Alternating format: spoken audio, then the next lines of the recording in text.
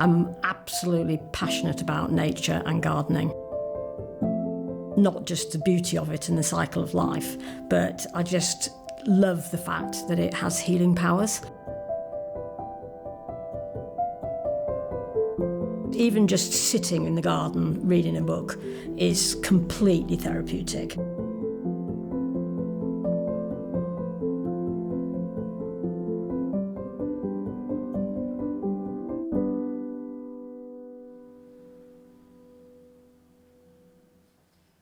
It started very quietly. I got pins and needles in my hand and I'd broken my wrist and thought it was related to that, but it actually turned out that I'd got a generalised problem with my nerves. I've been on treatment since '97, and then in 2007 I got extremely, extremely ill. Ended up in hospital for 3 months and came out in a wheelchair. So I went from being a very active, very dynamic paediatrician, mother, athlete. I ran, I cycled, I did triathlon, to being in a wheelchair.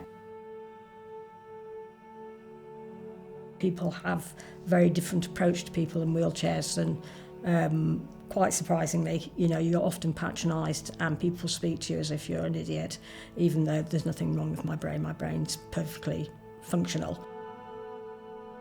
We had to make a lot of adjustments to the house, and our house was not a suitable house for someone who was disabled, but we loved where we lived. One of the social workers just sort of said, "Why don't you just move house, that would be easier."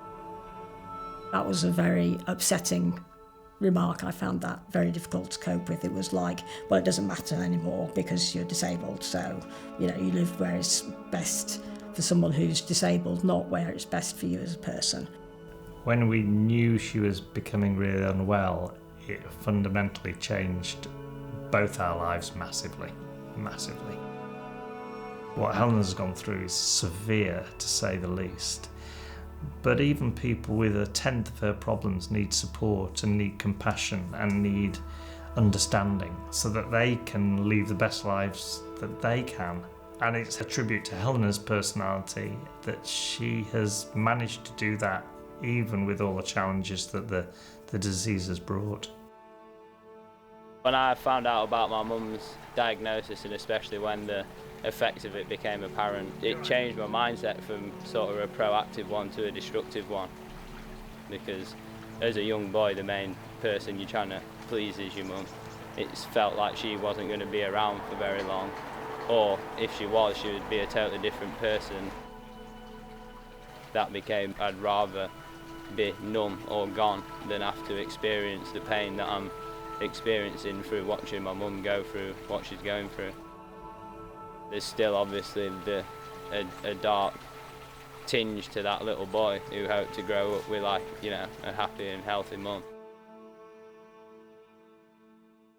The last form that we had to fill in for my personal independence payment took Ian and I together 5 hours to fill in.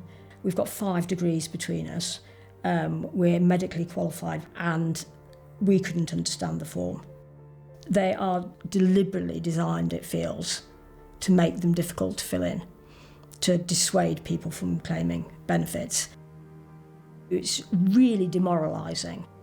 I think that's something that policymakers really should understand better. They should be really in much simpler language. My hopes for the future for everyone with NCDs is that they're valued and involved in planning their own care, that they have a louder voice to policymakers, that they're much more involved right from the beginning. I absolutely loved my job, absolutely loved it. I wanted to be a paediatrician since I was 12. I think I hadn't realised how much I was defined by being a paediatrician. And that took a lot of adjusting to, and I still find it difficult to go back to the children's hospital where I worked.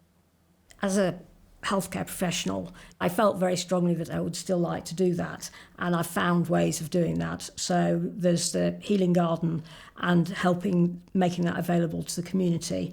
Doctors or social prescription link workers can prescribe time in the garden instead of, say, antidepressants for someone who's got anxiety.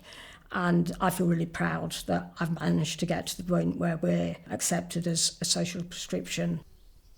I'm also very proud of the advocacy I do for palliative care and for people living with NCDs. Being a trustee on a palliative care charity, doing work for the NCD Alliance, writing a report about the impact of the aid cuts in the UK on provision for people living with NCDs. The fact that even with so much that she has to do to just maintain her life, she still gives more time than anyone I know to other people.